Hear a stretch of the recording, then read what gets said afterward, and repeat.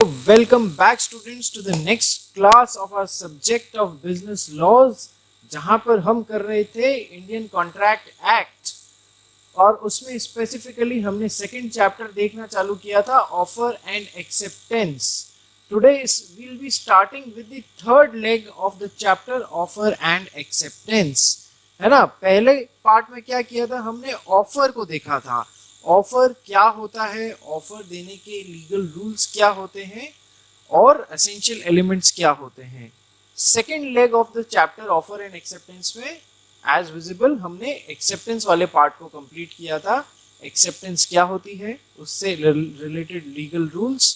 और third part जो आज हमने चालू किया है, आज हम चालू कर रहे हैं, that would be relating to offer और एक्सेप्टेंस का कम्युनिकेशन से रिलेटेड, कि कब एक ऑफर कंप्लीट हुआ माना जाएगा, कब एक एक्सेप्टेंस कंप्लीट हुई मानी जाएगी, कब एक ऑफर और एक्सेप्टेंस को कंप्लीट होने के बाद में हम उन्हें रिवोक कर सकते हैं क्या, यदि कर सकते हैं या नहीं कर सकते हैं तो किन सिचुएशन में कर सकते हैं और कब तक कर सकते हैं ऑफर या एक्सेप्टेंस को रिवोक.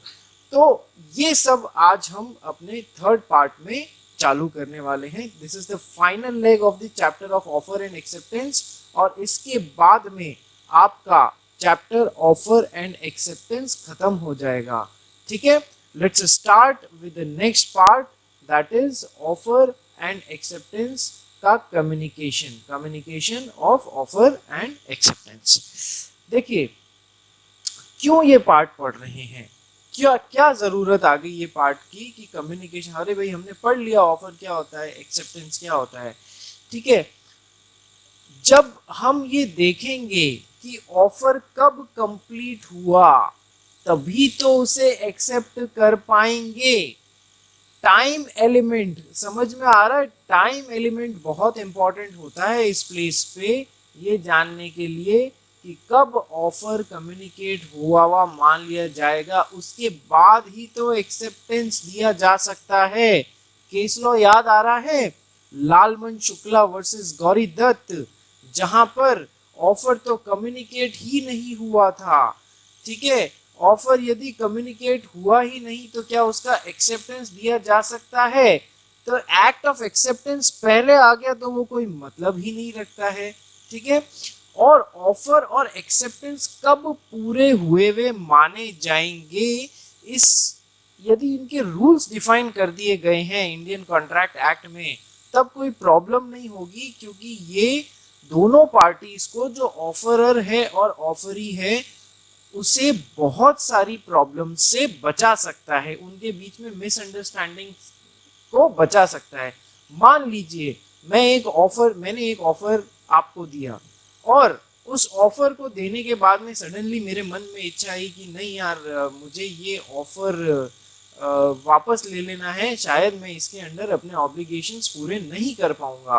तो मैं ऑफर एक्सेप्टेंस आने के पहले तक ले सकता हूं या कब तक अपना ऑफर वापस रिवोक कर सकता हूं, इसे कहते हैं रिवोकेशन ऑफ ऑफर. ठीक है, रिवोकेशन मतलब टेकिंग बैक. ठीक है, तो ये सब में टाइम एलिमेंट बहुत जरूरी होता है. आइए देखना स्टार्ट करते हैं. There is very much importance of offer and acceptance to effect a valid contract. एक वैलिड कॉन्ट्रैक्ट बनाने के लिए ऑफर और एक्सेप्टेंस का बहुत बड़ा रोल होता है. अपना तो ट्री ही कहाँ से चालू होता है, ऑफर प्लस एक्सेप्टेंस से अपना पूरा ट्री चालू होके और कॉन्ट्रैक्ट बन जाता है.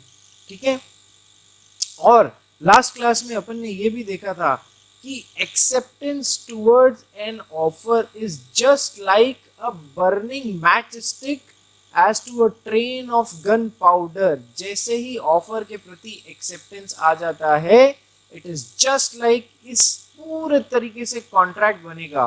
तो एक्सेप्टेंस ऑफर का कब आ रहा है, ऑफर कब कम्युनिकेट हुआ माना जाएगा, इन सब के रूल्स देखने बहुत बहुत ज्यादा जरूरी हैं.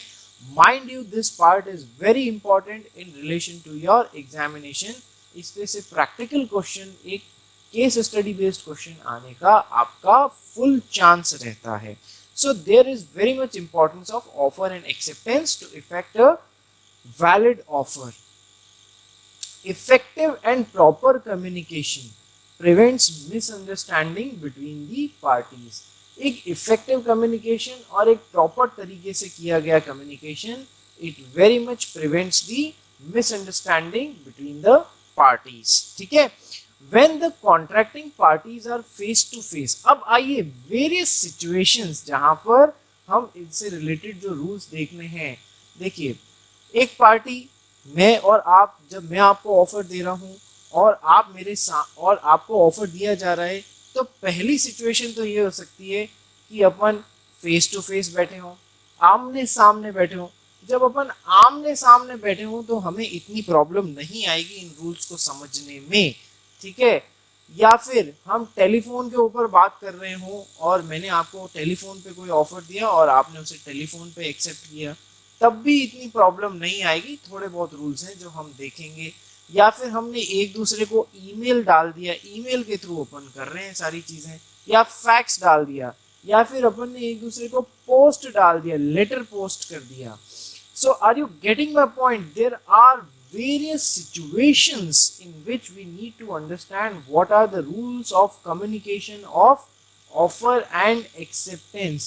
इसमें सबसे ज्यादा बात जो आपको समझने की रहेगी वो रहेगी rules of communication of offer and acceptance in postal case. In postal case क्यों मैं आपको अलग से पोस्टल केस के बारे में बोल रहा हूँ?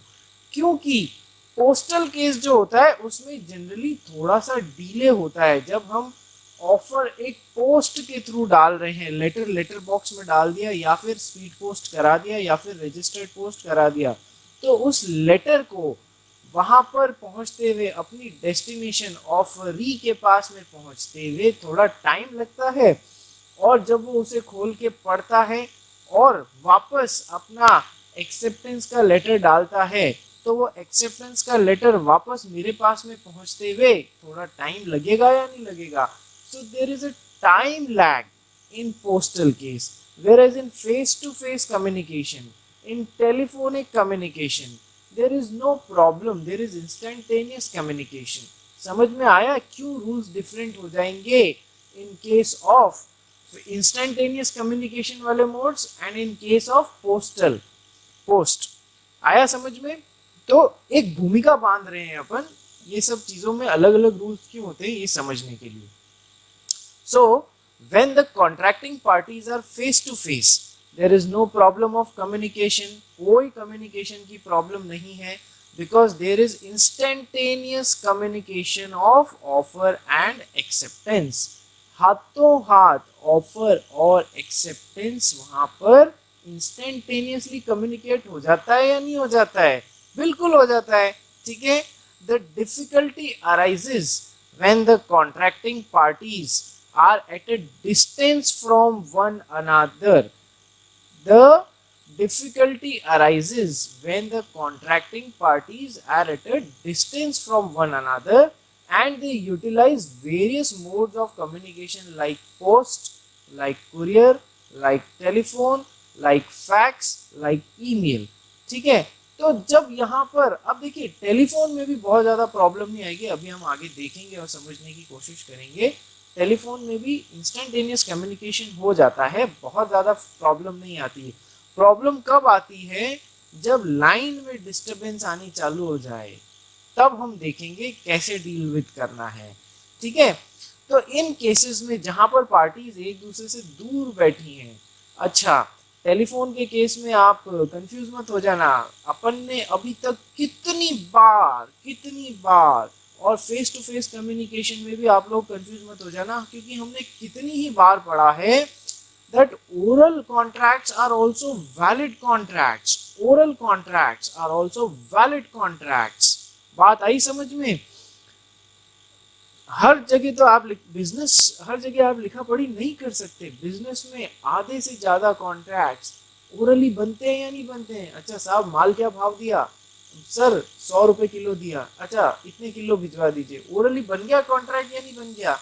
तो ये मुझे आपको याद दिलाने की जरूरत नहीं है that oral contracts are also very much valid contracts, but rules कैसे कैसे face to face communication, telephonic communication, instantaneous communication के जो रूल्स हैं वो पोस्टल से किस तरीके से अलग होंगे ये देखने की जरूरत है। ठीक है, भले ही थोड़े डिस्टेंस में, वहाँ थोड़ा सा हमें सोच करने की जरूरत है। जब हम फेस टू फेस बैठे हैं तब तो इंस्टेंटेनियसली मेरा ऑफर आपको जा रहा है और आपका एक्सेप्टेंस या रिजेक्शन मेरे पास में इंस्टेंटेनियसली कम्युनिकेट हो जा रहा है, not a problem. In such cases जहां पर हम डिस्टेंस पे बैठे हैं, it is very important for us to know the exact time when the offer or acceptance is made or complete। हमें एग्जैक्ट टाइम जानना बहुत ज्यादा जरूरी होता है। Thus, the act gives lots of importance to the time element. The act, जो act का मतलब हो गया अपना Indian contract act, the act gives lots of importance to the time element in deciding when the offer and acceptance is complete, in deciding when the offer and acceptance is complete।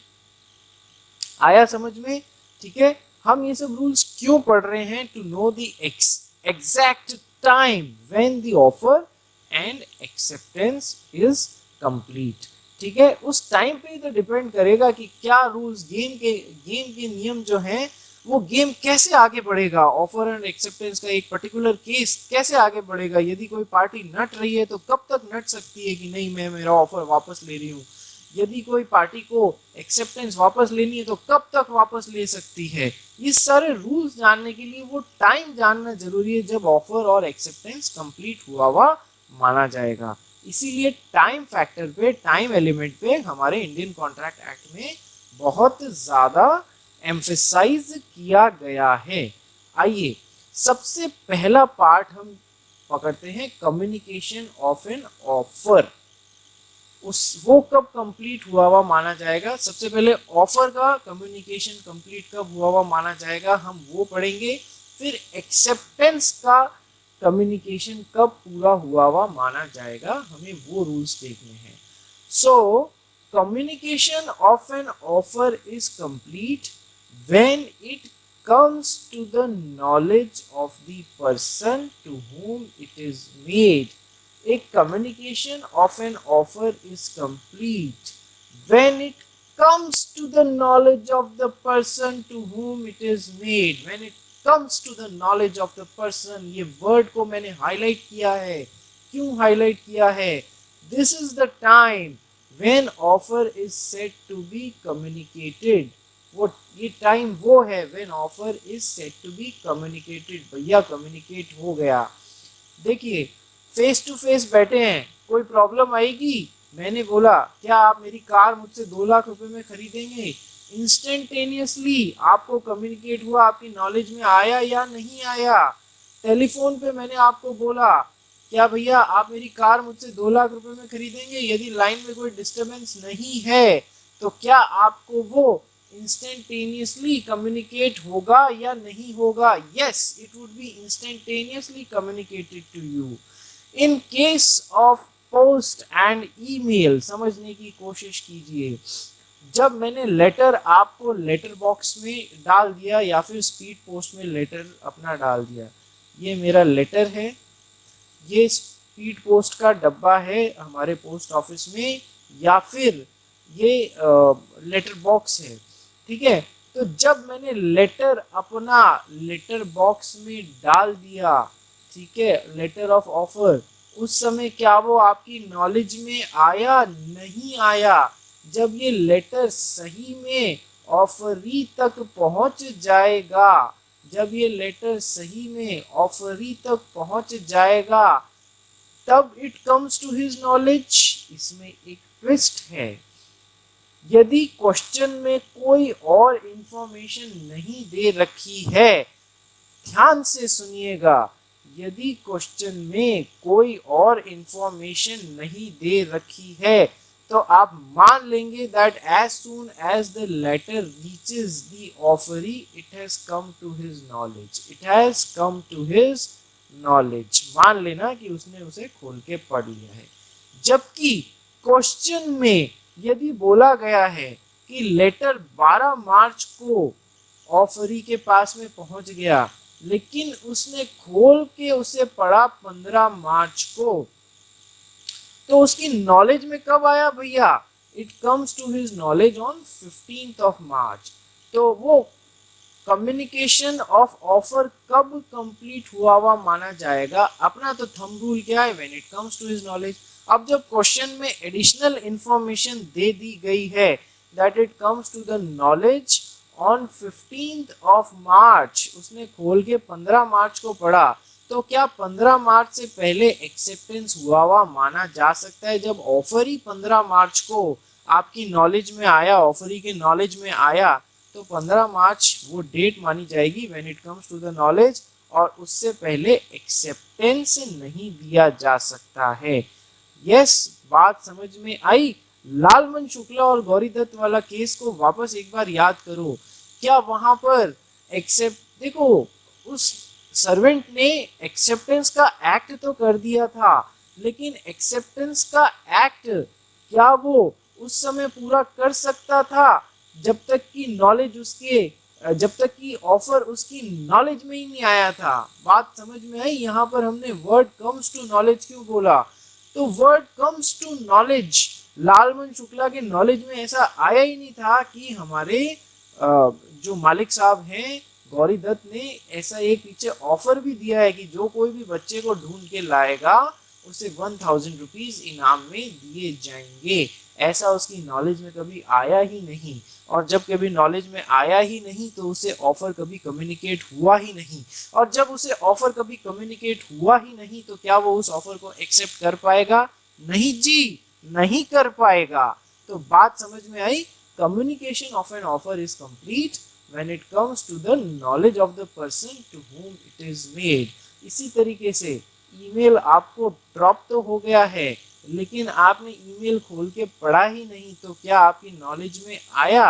ये सब मैंने दो cases में इसलिए बांटा आपको। When it comes to the knowledge, पहला तो इंस्टेंटेनियस कम्युनिकेशन, उसमें तो कोई प्रॉब्लम ही नहीं है, it immediately comes to your knowledge. दूसरा जहां पर थोड़ा सा डिले हो सकता है, लेटर आज 10 तारीख को डाला मैंने लेटर बॉक्स में, 10 मार्च को डाल दिया, आपके पास पहुंच रहा 12 मार्च को है।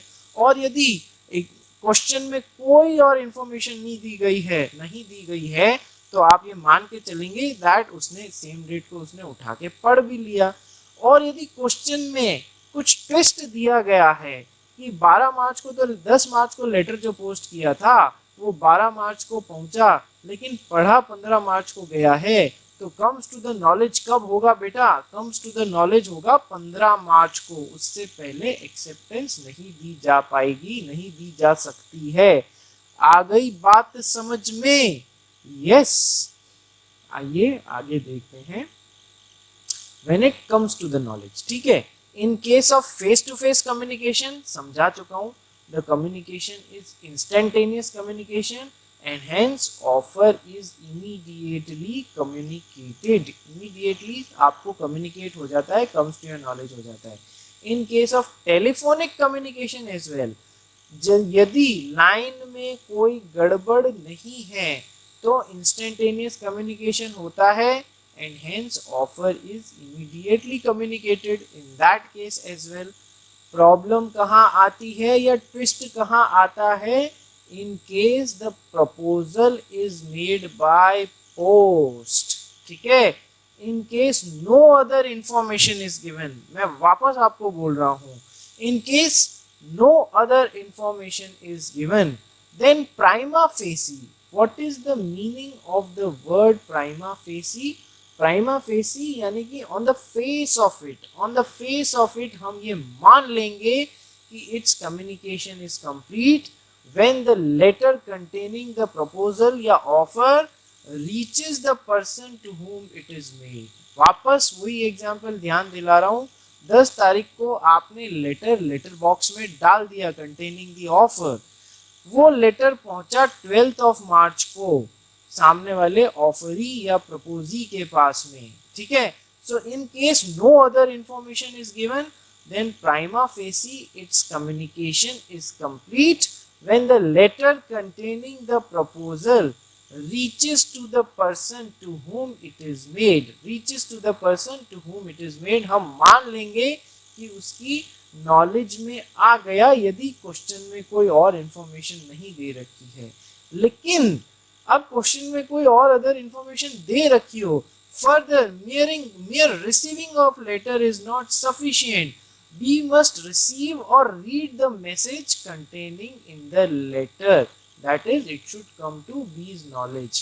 क्वेश्चन में इंफॉर्मेशन नहीं दे रखी हो तब तो हमारा काम आसान हो गया, हम मान लेंगे उसने 12th को पढ़ा, और क्वेश्चन में बोला नहीं उसने लेटर 15 को खोल के पढ़ा, तो फिर इतना ध्यान रखना है दैट बी की नॉलेज में कब आया, उसकी नॉलेज में जिस दिन उसने चिट्ठी वो खोल के पढ़ी उस दिन उसकी नॉलेज में वो ऑफर आया, उसके बाद ही वो एक्सेप्टेंस कर सकता है। आगे जाके आपको ध्यान पड़ेगा क्यों ये डेट्स में चेंज होने का इफेक्ट कहाँ पर आता है, ये डेट्स में चेंज होने का इफेक्ट कहाँ पर आता है ये आप आगे जाके देखेंगे। बात समझ में आ गई? तो हमने जो है अभी तक ये पढ़ लिया, एग्जाम्पल इज द सेम जो मैंने आपके साथ में डिस्कस किया है, it is exactly the same, ठीक है, आप उसे पढ़ लीजिएगा। तो आज मैंने आपको पहला रूल समझा दिया communication of offer and acceptance में कि कम्युनिकेशन ऑफ ऑफर को कब कंप्लीट माना जाएगा। सबसे पहले तो ये क्यों जरूरी है, वो टाइम जानना जरूरी है जिस समय ऑफर कंप्लीट हुआ या एक्सेप्टेंस कंप्लीट हुआ, क्योंकि हमारे एक्ट ने, इंडियन कॉन्ट्रैक्ट एक्ट ने टाइम के ऊपर बहुत रेलेवेंस दिया है। नंबर 2, ऑफर कब कम्युनिकेट हुआ माना जाएगा, हमें अलग अलग केसेस के हिसाब से देखना है। फेस टू फेस कम्युनिकेशन में तो कोई प्रॉब्लम नहीं है, टेलीफोनिक कम्युनिकेशन में भी कोई प्रॉब्लम नहीं है, बशर्ते लाइन में कोई डिस्टर्बेंस नहीं है और सामने वाले ने बाकायदा पूरा कम्युनिकेशन ऑफ ऑफर सुन लिया हो, उसकी नॉलेज में आ गया हो। थर्ड पॉइंट, लेटर वाला भी या पोस्ट वाला भी हमने देख लिया, इसी को कुरियर भी बोल सकते हैं आप लोग। यदि आप लोग ऑफर एक लेटर के थ्रू भेज रहे हैं तो उस केस में जब वो उसके पास में पहुंचा और एग्जाम क्वेश्चन में कोई इंफॉर्मेशन नहीं दी गई हो, और जब उसके पास में पहुंचा और उसके बाद में उसने खोल के पढ़ने में डीले किया, तो किस हिसाब से डील करना है। तो कम्युनिकेशन ऑफ ऑफर हमने आज कंप्लीट कर लिया है। नेक्स्ट क्लास में मैं आपको समझाऊंगा कम्युनिकेशन ऑफ एक्सेप्टेंस कब कंप्लीट हुआ माना जाता है। ये तो बहुत ही ट्विस्ट वाला पार्ट है, लेकिन बहुत मजेदार पार्ट है और आपको इसे पढ़ने में बहुत दिमाग लगा के और समझना, क्योंकि इस पे बेस्ड क्वेश्चंस आने की, communication of offer and acceptance वाला, स्पेशली जो एक्सेप्टेंस वाला पार्ट है उसमें एग्जाम में क्वेश्चन आने की अच्छी प्रोबेबिलिटी आप लोग मान सकते हैं। So in the next class we will start with communication of acceptance को कब कंप्लीट हुआ माना जाएगा। Thanks for the day.